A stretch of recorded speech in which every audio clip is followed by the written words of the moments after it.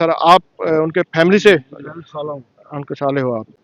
बहुत ज्यादती हुई है हमारे साथ, बहुत ज्यादती है। अभी तक अपर मुख्य अधिकारी में नीरज रस्तोगी अभी तक नीरज गिरफ्तार नहीं हुआ। गिरफ्तार नहीं हुआ, और सुबह वो जिला पंचायत में था, फाइलों पर साइन करा और चला गया। पुलिस ने उसको ढील दी और जाने दी।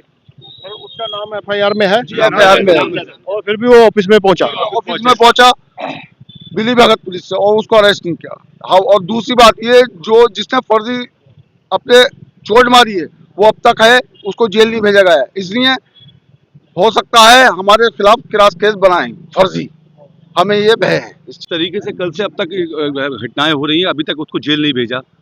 और दूसरी चीज, उनको गिरफ्तार नहीं किया। दूसरे नाम जो है नीरज रस्तोगी, उनको गिरफ्तार नहीं किया। तो अब हमें तो थोड़ा सा भय है अपनी जान को। एक अलग ही समझ में आ रहा है कि कुछ समझ में नहीं आ रहा है क्या हो रहा है। हमें भी भय है अपनी जान का। आपको क्यों सर डर है? किस चीज का डर है आपको?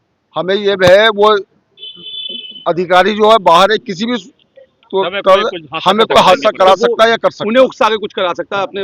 उसने उसको उकसाया तो हम किसी और को उकसा के हमारे खिलाफ भी कर सकते। क्योंकि ऐसा ना सर, हम लोग परिवार के लोग हैं और हम ही लोग भागदौड़ कर रहे हैं, और ये हमारे वकील भाई जो सारे ही लोग सारे साथ दे सब रहे हैं सपोर्ट हमारा। कर रहे हैं। तो कहीं ना कहीं हम लोग को ये लग रहा है कहीं ऐसा ना हो कि कोई अरेस्ट भी ना हो, और जिसको अरेस्ट किया उसका पता ही नहीं है कि वो है कहाँ।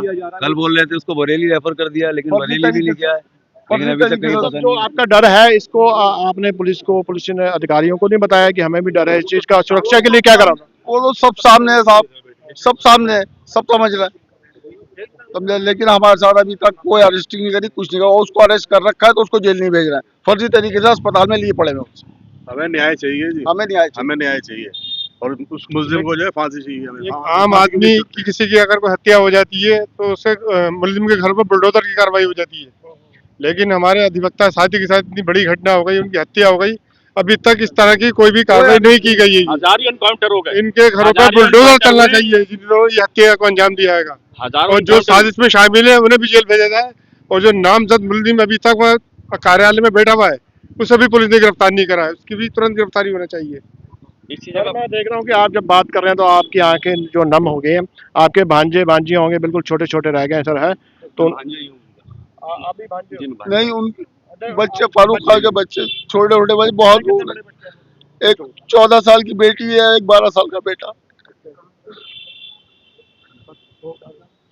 उनके ऊपर क्या है सर बीत रही है बच्चों के ऊपर?